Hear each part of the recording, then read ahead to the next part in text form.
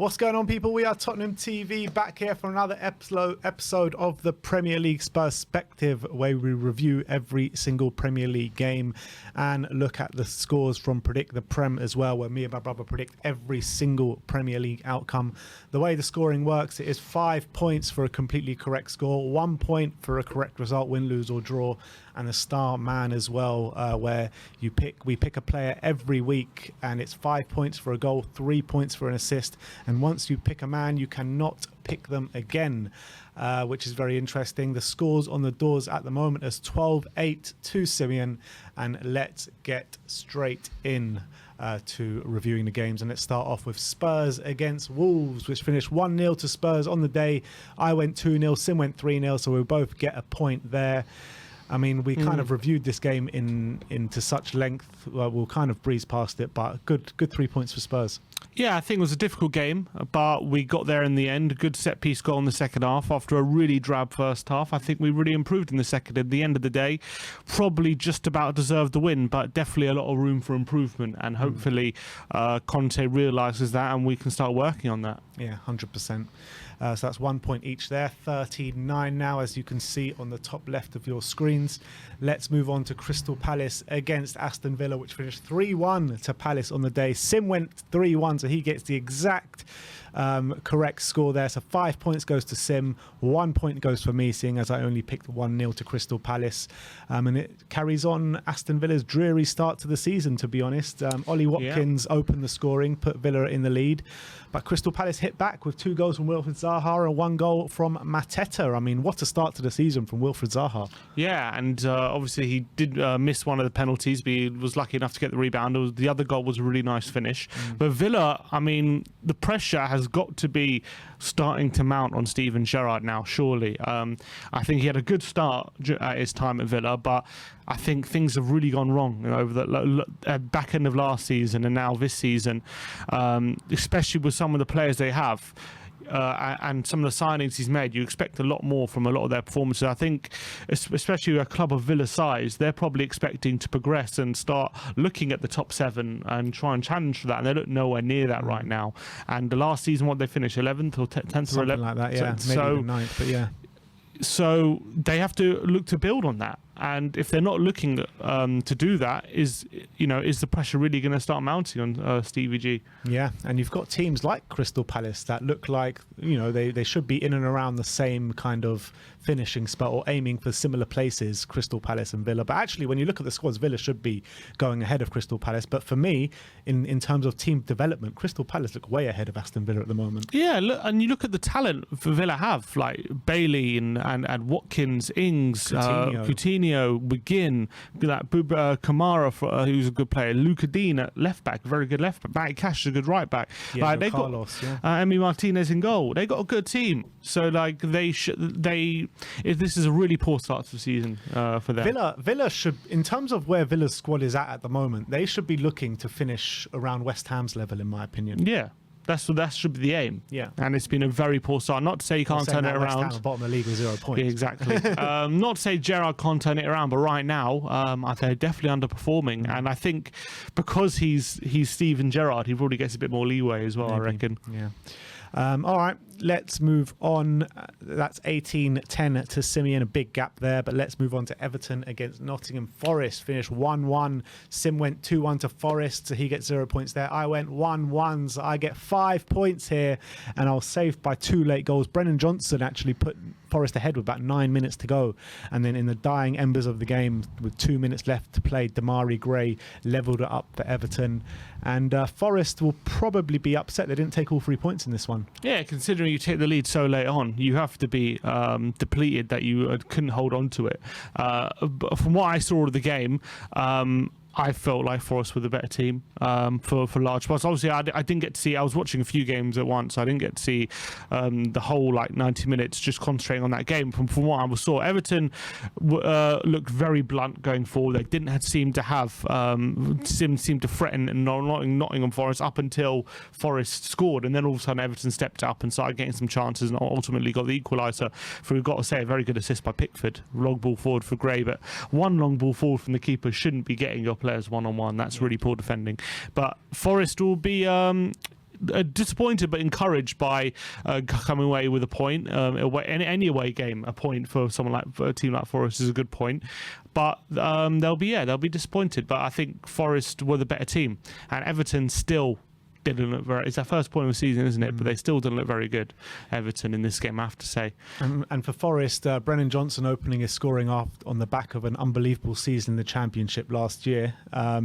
Forest fans will have their high hopes for him this season. Definitely, and he's obviously one who's got a big reputation right now. Very young player who did really well in the Championship, and he's doing well on international level as well. So he had a goal ruled out last week just for a slight VAR decision for offside, even though it was a good finish, and he got a good finish yesterday. So maybe the goals will start flowing for him now. All right, let's move on to Fulham against Brentford in the West London derby, which finished 3-2 to Fulham on the day. Sim went 1-1.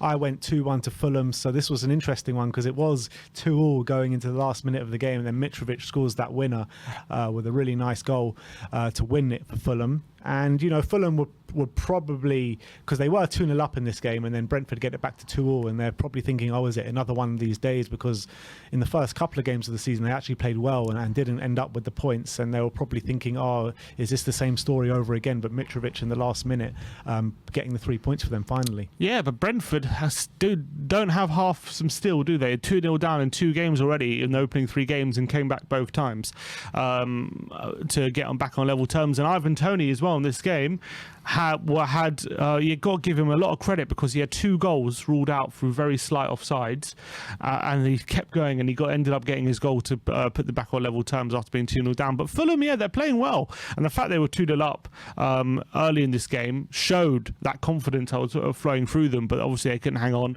Brentford got back in the game, but fair play to Fulham. They kept plugging away. It would have been easy to allow Brentford to take control after giving up a 2-0 lead, but they ended up getting the winner, and they showed their resolve. And they've had unbeaten start to the season, 2 draws and a win. So very good start. Mitrovic was his 3rd goal as well. Marco Silva should be happy with the start of the season. Definitely. I think they will be happy, but they'll also be ruining that they haven't got more points than they have done so far, because I think they've played really well in all 3 of those games this season. So that brings a point to me and 0 to Sim. So it is 18-16 in Sim's favour. But let's move on to the next game, which will be Leicester against Southampton, which finished 2-1 to Southampton on the day, which is a sorry state of affairs for Leicester. Sim went to 3-2 to Leicester. I went for 2-2. But Leicester, man, to lose at home to Southampton, pressure is building on Brendan Rodgers massively now. Yeah, and they took the lead for a Maddison free kick, which probably Bazunu will be a bit disappointed in. It got in on the front post, and he'll be disappointed he let that slip in. But Southampton didn't let that discourage them, and Che Adams with a really good double, a scissor kick winner as well after a really good cross by James Ward-Prowse. And Leicester are... all is definitely not right with Leicester. Fofana's put a transfer request in. Tielemans was on the bench because he doesn't want to. He's not in the right frame of mind. Fofana was actually also not in the right frame of mind, Rodgers said. Then Vardy's aging. They haven't signed anyone. Kasper Schmeichel, a leader in that dressing room, has gone to Nice. Rodgers is cutting a very disgruntled figure right now. Leicester could be in for a very, very bad season as things stand. They've started awfully as well, just in general. They were 2-0 up against Brentford and gave that away. Against Arsenal, they lost 4-2 in the end, but that flattered them, that scoreline, because it was an annihilation, really. They should never really got back in that game. And then yesterday, home to Southampton, you think you can get back on track. Going 1-0 up, you think that confidence of taking the lead can see you out, but they couldn't even do that. And losing at home to Southampton's a really poor result. And I don't know about Leicester right now, because if they do, there's only a week or 8 days to go in the window. If they let Fofana go, and if Tielemans isn't up for it, where does that leave them? They're going to be scrambling around to get replacements? Is Maddison, who's been playing really well last 6 months, is he going to be able to keep them up? He's literally carrying them, Maddison, right now.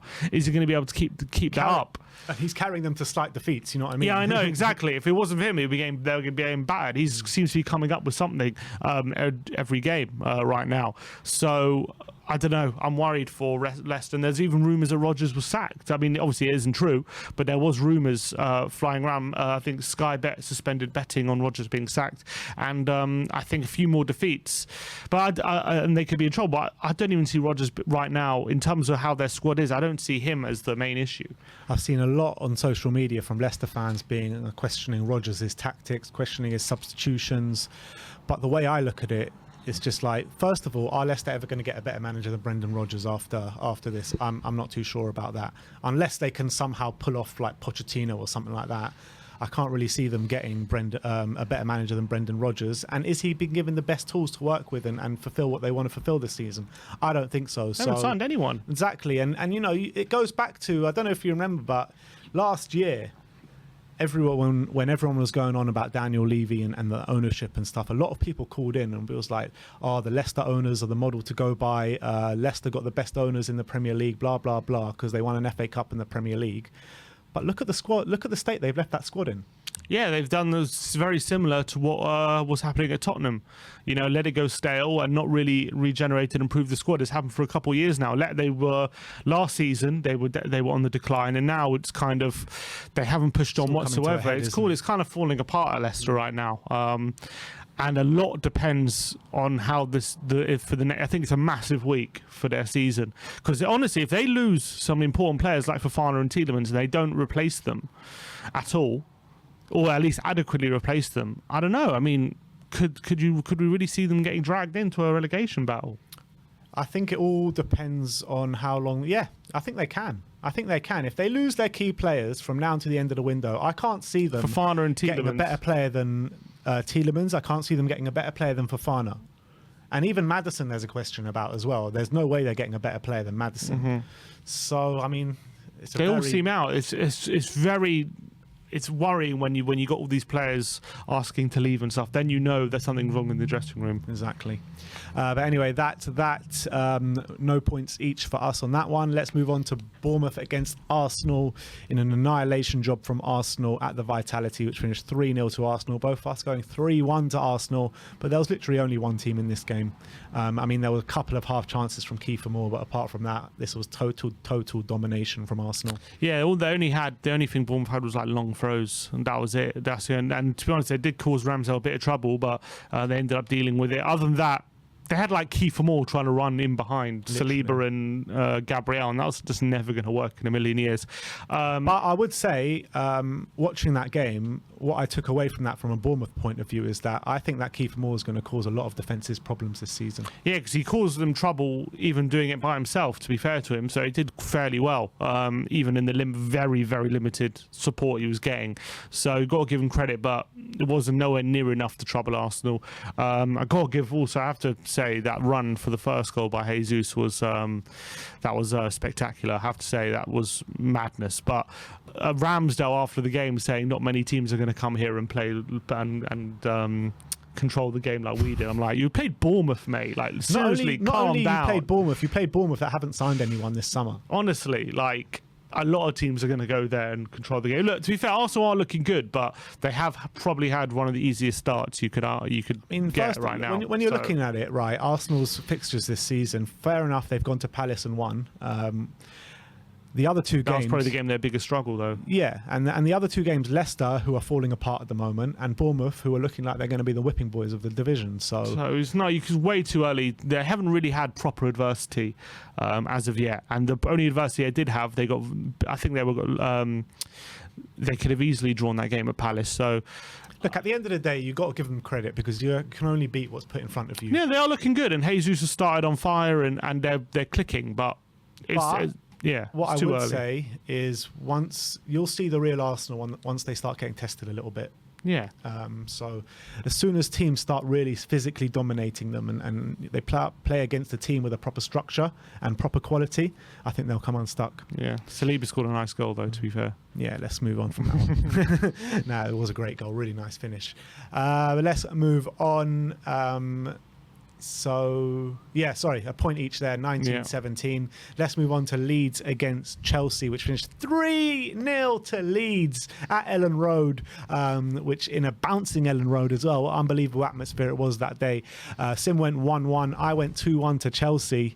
But the alarm bells ringing for Chelsea at the moment. No Kante, big problems. Yeah, massive problems. And they were pressing. I mean, they did start the game fairly well, to be fair. Sterling had a goal, which was just a shade offside and it was ruled out, and he had another chance which he put wide. So they started on the front foot, but then once Leeds got their pressing game going, there was only one team in it, and they got 2 quick goals. Edouard Mendy with one absolute stinker in goal. When are people going to start talking about Mendy, by the way? You know what, yeah, we had the combined 11 with Louis, and he was going on about Lloris mistake this, Lloris mistake that. Mendy is... I mean, I'm not hearing anything about, oh, Mendy's washed as a footballer because he does that. You know, if Lloris was to do that, yeah, people... you know the circus around it there would be. And I don't think Mendy has the goalkeeping skills that Lloris has to back it up. So when Mendy makes a mistake like that, I think, like, because one of his big elements, I remember a lot of people talking about, was his ability to play out the back and all this stuff. But he makes a lot. You got to remember Madrid in the semi-final last season made a massive mistake, which ended up costing them the tie. If you think about it over the long term, he's made a few mistakes like that, which has cost them goals. I remember West Ham last season as well. He got caught on the ball and ended up giving away a penalty because the attacker, I think it was Bowen, tackled him and he brought him down, gave away a penalty. And it happened again yesterday. He could have just put it in the stands or done something, but he gave it away and Leeds end up scoring. Aronson, by the way, looking really he's 20 years old, I think, and he's looking like a real star in the making for Leeds. Rodrigo put them 2-0 up. He's on fire. Let's talk about Rodrigo, because what form this guy is on. 4 in 3 games again in this game. He was on fire in pre-season. He's backed that up in the Premier League to start off with. And when you're looking for someone to fill the void that their strikers leave with Bamford injured and stuff like that, I mean, he's doing a great job. Yeah, he's always been a good player. It's his first or second season? Second season, I believe. I mean, is it a third? How many seasons have Chet Leeds been in the division now? 3 or 2? 2, I think. This is his third season. Third season, yeah, because he signed, yeah. So he hasn't quite found his feet in the Premier League. I think he struggled quite a bit, but when they signed him, he was a player who was in the Spain squad, playing fairly regularly. He was playing. Was he at Valencia? Yeah, he was at Valencia. He's scoring goals at Valencia. I remember him scoring a goal at White Hart Lane for Benfica in a Europa League tie, actually, but that was when he was very young. But he's always had the quality. Was that in the Chadley tie? Yeah.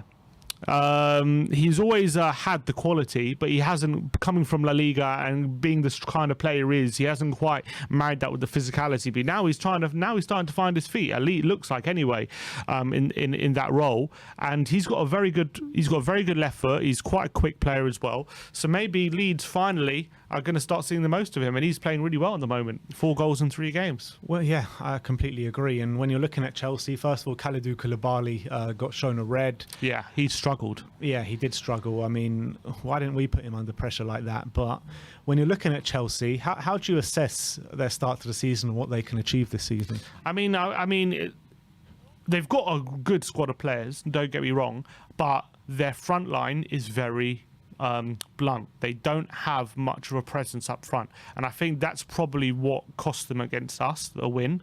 Against Everton, that nearly cost them because the only way they got through was a penalty, and other than that, they didn't really look like they were definitely going to score. And then against Leeds, they didn't have that focal point to get themselves out of trouble, and Leeds were just able to press them into oblivion, and there was no out ball. They really struggled to get the ball to the front line, and I think having Mount, Havertz, and Sterling as your front three, all good players on paper, but unless you're going to play like Man City, it's going to be very easy for opposition defenses to kind of physically dominate them, and that's what we're seeing at the moment. So maybe Aubameyang will help with that, but at the moment they're struggling. Do you think he'll transform it though? I think he'll give him a bit more killer instinct up front, because he obviously is a player who knows where the goal is for sure, and maybe it could move Havertz away from that position, because I think he's starting to struggle now. And also talking about Kai Havertz, do you reckon it's fair to say if he didn't score that Champions League winning goal, he would be in the same bracket as Werner right now in terms of how well he's done at Chelsea? Because for me, I don't know. I think he's struggling right now. I think he's so many games he's anonymous, and yeah, he does have quite good games in the false nine, but I don't know, I feel like Werner gets a really bad rap for his time at Chelsea, but when you talk about numbers and stuff, it's very similar to Havertz. I'm just trying to bring up his numbers to see what they actually are, but I think you probably should have a good point there, to be honest. I mean, you're looking at last season, he got 8 goals. First season, he got 4 goals.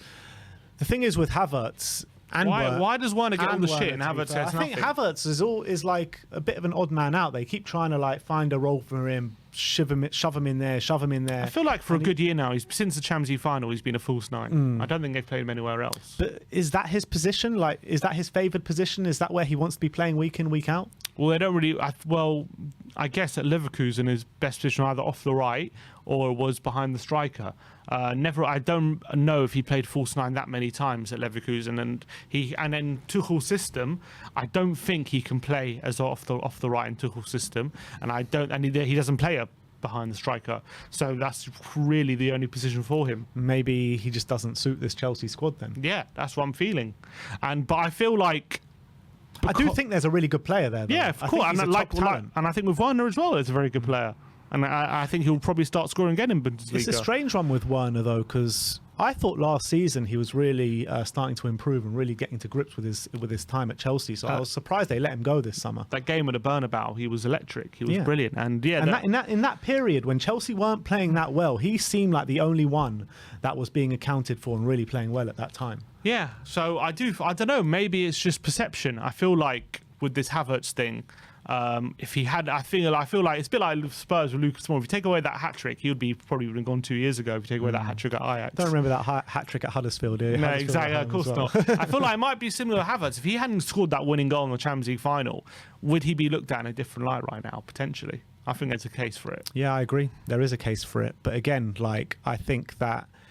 He just doesn't suit what Chelsea are trying to do, in my opinion. I'm sure he'll have good games. And I think Werner actually suits what Chelsea are trying to do much more than Havertz does. Yeah, in theory it does, but apparently Werner said he didn't, which is that's what he said when he went back to Leipzig, which is interesting. Yeah. So, I mean, but then at this point, when do we start questioning Tuchel? Because Lukaku didn't fit the system, Werner didn't fit the system. I did that weeks ago, and everyone was saying to me, "Oh, what are you talking about? He's a class manager." He is a class manager, but why is it that Werner, Lukaku and Havertz, all these players, are struggling with him? Yeah. It's really odd. It is odd. And when you're looking at Tuchel, I think, he did unbelievably to win that Champions League. Nobody can say that. But when you're looking at his record, if you take away that Champions League, he's had a poor time at Chelsea, in my opinion. Fair enough. I wouldn't say... Yeah, I mean, they finished...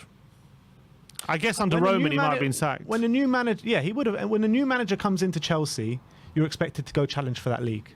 Especially when they signed out Lukaku for 100 million. They spent a lot of money. So I actually think Tuchel's done a very overrated job at Chelsea. If you take away that Champions League, you know what I mean? Yeah, maybe you've got a case. Anyway, let's move on to West Ham against Brighton. Love reporting on West Ham at the moment. 2-0 to Brighton at the London Stadium. Sim went 1-1. I went 1-1, so 0 points each there.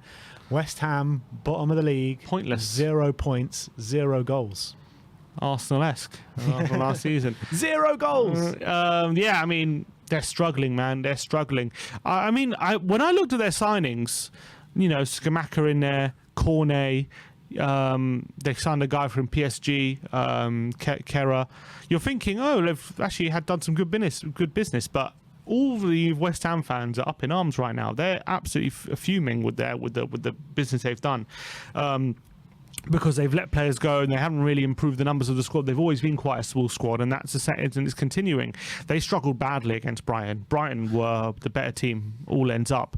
Danny Welbeck was giving them no end of troubles, who, by the way, is still in absolutely brilliant form. Danny Welbeck, you got to give him credit for that. But West Ham are they don't see a happy place right now. Moyes doesn't cut a happy figure right now as well. He seems to be a bit worried with the whole situation. Obviously, they got some new signings to bed in, like Scamacca, and it might take some time. Declan Rice with some interesting quotes after the game, and he was responding to West Ham fans booing at the end of the game, and he was just saying, like, look, we're not Man City, we're not going to win every game. I think the fans' expectations have risen, but are they realistic? I'm not sure, and stuff like that. So, let's be honest. What are West Ham fans' expectations right now? Well, I think when you're any club, your expectations always improve on last season, right? Whatever you did last season, it always has to improve. Completely right? You'd think so, yeah.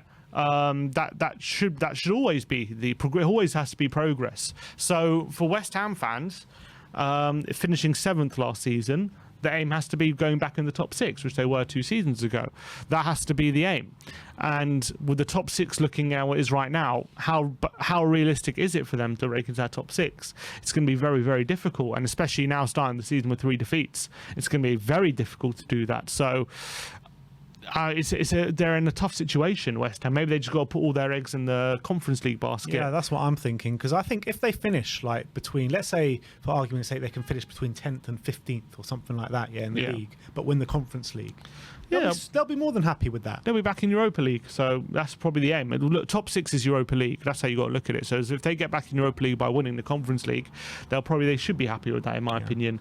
So maybe it's just a case for West Ham fans of putting up with a bit of difficulty early on, and maybe late in the season that's where the glory can come from. But right now they're not playing very well at all, and they're struggling. But look, Danny Welbeck, what form is he in? He's in the best form of his life, honestly, at the moment. He really is. Brighton. And it's not even just the start of this season, it's the back end of last season as well, where he was contributing with goals and assists, and he seems to have found a home, Danny Welbeck at Brighton. And he's playing so well. Look, let's be honest though, Brighton are always like the early season prime Real Madrid, you know what I mean? They always perform really well at the start of the season. But it's not easy to do that, and you've got to give Potter credit. Losing Basuma and Cucurella, starting the season with games against West Ham away, United away, and Newcastle at home. That's 3 difficult games and 7 points. Yeah. Fair play to Potter, man. He always seems to find a way, doesn't he? Yeah, it's very true. Very true. And you know what? They've got this little player that they just signed in the summer. I can't remember his name. I'll try to find his name. But he looks like a very tricky customer. I think he's an attacking midfielder. Let me just check 1 second. This guy, the Japanese, Mitoma. I've heard about him, yeah. He looks like a baller. They've got amazing scouting, Brighton. They always seems to be ahead of the game in a scouting-wise. They always seem to have something up their sleeve. So fair play to them. And look, they have a very good record against West Ham. No Premier League losses yet, so maybe we shouldn't be that surprised. Yeah, unbelievable. Well, we didn't even predict the loss for them either. So. No, true. Look, let's move on to probably the game of the weekend. Newcastle against Man City, 3-3 at St James's Park. Sim went 2-1 to City. I went 2-0 to City. And you know what? Man City take the league early from Gundogan, I think it was, and everyone's probably thinking, oh, it's just another routine win for Man City, like they do every single week. But what a performance from Newcastle after that. The way they took it to Man City, the way they got in their faces, and the way they were scoring their goals as well, so impressive. But obviously, once they go 3-1 up, Man City did really well to get back into that game so quickly as well. Yeah, they did phenomenally well, but you got to say Alan Saint-Maximin absolutely tore Man City a new one on that left-hand side. He was electric. He has these games sometimes where he's just absolutely unplayable. We know he has that quality as well, but sometimes he just doesn't have that consistency to his game. When he's in full flight like he was yesterday, he's up there with the best wingers in the league when he's playing like that. He got 3 assists in the end of the day, I think, or 3 FPL assists. He got 2 normal assists, yeah. And he was just flying. Walker couldn't live with him. Man City didn't know what to do with him, and every time Newcastle kept forward, it was like they just feed the ball to him, say Maximum, and he'll make something happen. That was exactly what was happening. Callum Wilson as well was causing no end of trouble, and he ended up with a goal with a brilliant outside of the boot finish for him. Really brilliant goal from Callum Wilson, who's starting the season also very well. And then Kieran Trippier scoring an absolutely brilliant free kick. And I said to my friend the other day, I've never seen a free kick go in on the keeper's side from a free kick and look so unstoppable. Yeah, it was unbelievable. Literally top bins. Because every time a free kick like that goes in on keeper's side, you always look at the keeper and think, could he have done better? But I look at that and think that was just unstoppable. Even though there was keeper's side, which is incredible. But Man City, with the talent they have, you know, part of them will probably even be disappointed they didn't win. I think they'll probably take the point being 3-1 down, but, you know, Haaland hit the post, and he then gets a goal. De Bruyne with an unbelievable assist to Bernardo Silva, and it looked like only a matter of time before Man City would go on to win the game. But luckily for Newcastle, they weren't able to make the most of their chances, but they were still looking very strong. But definitely, when it comes to Man City, clearly there shows that they could definitely be attacked. They could definitely be exploited at the back. And I think Spurs have improved that as well on times when we've played them. But going forward, you know, what impressed me most was actually how they used Haaland a lot, because the 2 goals they scored, Gundogan's goal and Bernardo Silva's goal, was actually both of them were made by Haaland coming short, and then Gundogan and Bernardo Silva exploiting that space, and that was a clear plan. So a lot of the times you're going to see maybe Haaland maybe marked out of games and stuff, but I think Guardiola's smart, and he's planned for that, and he showed he's planned for that yesterday. Yeah, absolutely. And that ball from Kevin De Bruyne for Bernardo Silva for the goal. Yeah, something else. Jesus Christ, man. Something else. Jesus. You know, there was a freeze frame at that moment where he plays the pass, and the pass just, I don't know how he sees it. Oh, he's the only player probably, him and Kane are probably the only players who see it. Yeah, had to throw Harry Kane. Of course, him and Kane. But just quickly back on Kieran Trippier for a second. Me and you were watching the game together, and we said... I asked you the question at the time, do you think he does well in the Conte system? I thought he'd be really good in the Conte system. But do you think Kieran Trippier starts for Spurs right now, if we still had him? Yeah. Yeah, I do. Because I do as well, because I think that with the ability he has on the ball, crossing ability and shooting ability, free kicks, and also his defensive ability as well, I think... him as a package probably starts. Imagine him getting in the positions Emerson gets in. Yeah. It'll be wonderful. The only thing I question was, would he be able to get into those real attacking positions where he's scoring goals, like at the back post? I don't know, but definitely if we get him in those positions in the final third, he'll be getting assists all day long. He also Conte likes to have his wing backs to have aerial ability. Trippier doesn't really have that. That's also true. But anyway, let's move on to the last game of the weekend. Manchester United against Liverpool last night at Old Trafford. 2-1 to Man United, which you got to give credit to Ten Hag and all the Man United players on the pitch, because it was a well-deserved victory for Man United on the day, which puts a halt to their terrible start to the Premier League season. Sim went to 2-0 to Liverpool. I went 3-0 to Liverpool, so 0 points for us there. And you got to say, big credit to Man United. They played really well yesterday. Yeah, but I think it was kind of, in a weird way, the perfect game for them, because how Liverpool play was absolutely perfect for players like Martial, Rashford and Sancho to exploit that space.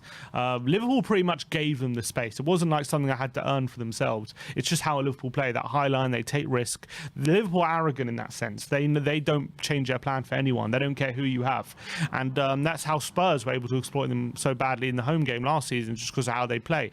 And I think in that sense, Liverpool were so off their game yesterday.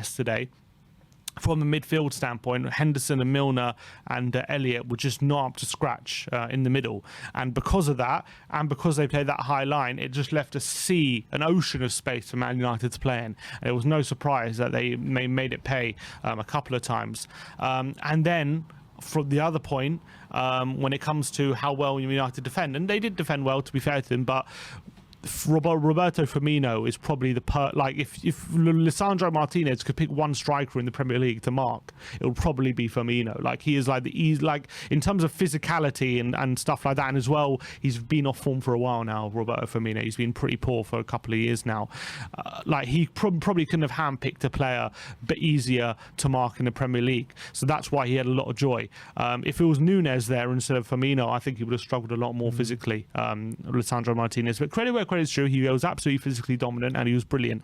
But if I was a United fan, obviously I'd be delighted beating your rivals. You won a big game and deservedly won, but I'll just temper my excitement in terms of believing that this is going to be a step forward. This is going to be a something that's going to springboard them, because different, like how they performed against the other teams, Brighton and Brentford, it wasn't like they completely switched up how they played, and all of a sudden it was like a brand new attitude and stuff like that. Obviously, they did outrun Liverpool, to be fair, but what I would say is other teams are going to pose very different problems than Liverpool play. I think Liverpool pretty much played into their hands yesterday, and I think most teams won't do that. So, and I think most teams won't have a striker as easy to deal with as Firmino from Martinez. So, great win for United. I'm sure they'll take confidence in it. But I don't think anyone should be going overboard over this win. You backing them to get the win next week? Southampton at home or away? One of the two? I mean, probably, yeah. because also they play with quite hard. They also play quite offensive, and they also leave a lot of space. So look, I wouldn't be surprised if they do go on a win next week. Even if they would have lost this game, they might have gone on 1-1 that game. But I wouldn't say this win was evidence of United being back or anything. That's what I would say. How much of a difference do you think Casemiro can make for them? He can make a big difference. Yeah, he's agree. much better than Fred and McTominay, that's for sure. I think that's a big factor of what they're missing. Some steel, some aggression in the middle, and I think that's exactly what he's going to bring to them. Yeah, that's also true. But with Ronaldo still not there, the front three looked great yesterday, but WeAre looked great when there's not that space left for them at Liverpool leave for them. It's the first game I've seen Rashford play well in so long. Yeah, but he always plays well in these big games. True. When there's space for Rashford, that's where he comes alive. But when there's a packed defence, he's like nearly useless. You know, like what have been like the last few scores? Liverpool against Man United at Old Trafford has been like 4 or 5-0 every year. You know? Yeah, but Liverpool have always been top of their game. Yesterday they were ravaged. Yeah, let's actually talk about Liverpool for a second, because 0 wins now in the first 3 games of the season. What is going on with them? They're playing a midfield of Henderson, Milner, and Harvey Elliott. I mean, those three, that 3 midfield does not get into anyone in the top 6, in my opinion. Yeah. I don't know. Fabinho was on the bench. Apparently, I was talking to my mate. He says because he took a knock last week, so he wasn't 100% fit. But at the moment, and also you've got to look at Núñez being out for 3 games. Jota's injured, so they're forced to playing Firmino right now, who is just not up to it right now. So a lot of pressures on Salah and Diaz to kind of make that attacking threat, and they're doing okay, but they can't. Looks like they can't carry the can at the moment. Trent and Robertson. I mean, actually, look, Trent got rinsed defensively, but I thought going forward he was actually pretty decent yesterday, Trent. But I don't know. It's not clicking at the moment. They need those injured players back. They need probably a new signing in midfield as well, I would say. Desperately. So at the moment, not all is right. And what is Van Dijk doing for that first goal? What's it called? I saw on Twitter, people said he looks like he was about to belt out Wonderwall. I saw that. He was just like, yeah, exactly. Absolutely brilliant. That was one of my favourite tweets. But it was really odd. Milner was having a go at him, wasn't he, throughout the game? Maybe something's not right with Van Dijk at the moment. It was very strange. Why would he just stand there? And he had a couple of moments to close down the shot, and he still just stood there, carried on standing there, and it obviously cost them a goal. Like, why wouldn't... If he just immediately started charging down the shot, like, it would have been a lot more difficult for Sancho. So it was a really odd piece of defending by, top centre-back. Look, we saw how Liverpool can struggle if they get a lot of injuries 2 seasons ago. We saw that just about made top 4 right at the end of the season. This year, it seems like doesn't seem like the same kind of injury problems. They're still going through major injury problems this year. They got Newcastle in a couple of weeks at Anfield. I mean, if they play like that, I'm backing Newcastle to win that game. Yeah, for sure. With the likes of, say, Maximum and Wilson running it behind, it's going to be very difficult for Liverpool. I definitely think that as well. So Liverpool definitely got to sharpen their act up quickly, but luckily for them, next game is Bournemouth at home. Yeah. So that's probably a good way to get back on track. Probably the perfect game that they want right now. But if they don't get 3 points in that game... then big questions have to be asked. All right, let's finish off with the star men. Sim went for James Maddison, who obviously got on the score sheet for Leicester, and I went for Mitrovic, who just about got on the score sheet for Fulham with the last-minute winner. Nice. I should get more points for a last-minute winner. Why should you get more points? Why should you get more points for a free kick? Was it a free kick? Yeah, it was a free kick. Maddison scored. All right, big up. So 5 points each for our star man, which leaves the scores at the end of week 3, 24-22. Very close, all to play for. We'll be back with Predict the Prem on Thursday. So thank you everyone for joining us today. Like, subscribe and comment. And as always, come on you Spurs.